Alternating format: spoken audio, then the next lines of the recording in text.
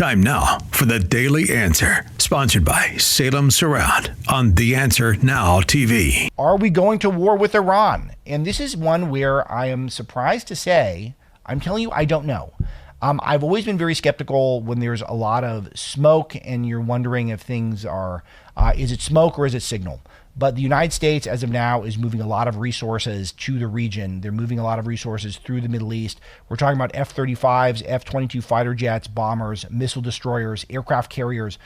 This is the largest buildup in the Iranian region in a very long time. So then the question is Trump using intimidation or is he actually preparing for an invasion?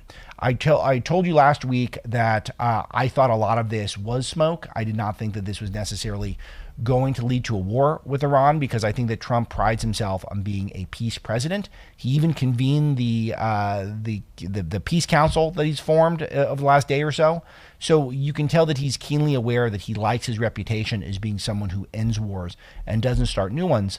But the Iranian regime continues to speak completely irrationally. They want to enrich uranium up to something like 60%, even though we mostly decimated their nuclear abilities to generate nuclear power and weapons. They're going to be undeterred. They have a pre-sophisticated society. They've got pre-sophisticated science. What they're going to try to do is they're going to try to use everything in their power to try to ramp up again as quickly as they can, and they're incredibly vulnerable now. Their missile defenses are completely shot, so it would be very easy for us to have, I think, pretty effective attacks on them. But the question is it worth it?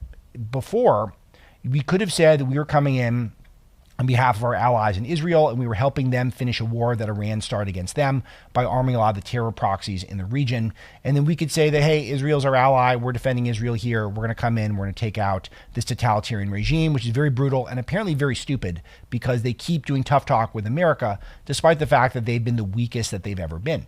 So that would have been an option, but that option is gone now. So now it would look like we are initiating a war itself. But that said, they are sort of sitting ducks because they keep engaging in all this tough talk and while they're at their absolute weakest militarily.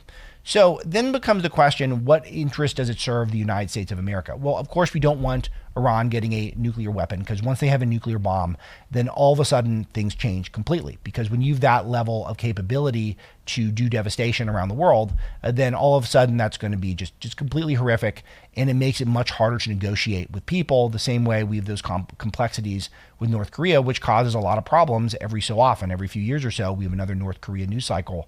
All this is related. So we don't want that to happen again. So now, is this a good time to move on Iran? I don't know. And I'll tell you the political implications are very severe because I will tell you if Trump goes in, bombs Iran, my anticipation is that he will not gain any new supporters for his cause, for the MAGA cause, for the America First cause, but he will lose some of his coalition. So is it worth it? And that's where it's only up to him to decide. And I don't know what intelligence he's got. And I don't know of whether or not this huge deployment of troops and carriers and missiles and weaponry and planes to the region is mostly designed to get Iran to act sensibly. I don't know. Hopefully that's what it is. But I don't know if Iran is capable of that. And if Trump feels compelled to move, a quick, devastating strike, it normally works out. But of course, I am concerned that it could get framed as Trump starting a new war. He loses his reputation as never starting a new war.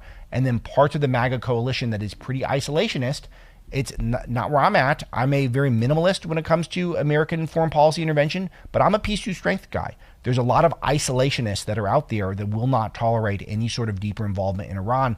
And when we have such a narrow margin in the House, we're heading in towards a really narrow potential victory or loss one way or the other in the midterms. It's a really tough call. It's a tough call for the president. I think he's basically batted 1,000 on these types of things in the past, but I officially do not know what the moves are. For full shows, live and on demand, it's Salem News Channel. Stay informed anytime, anywhere with the Salem News Channel and 9:30 a.m. TheAnswer.com. This has been The Daily Answer, sponsored by Salem Surround on The Answer Now TV.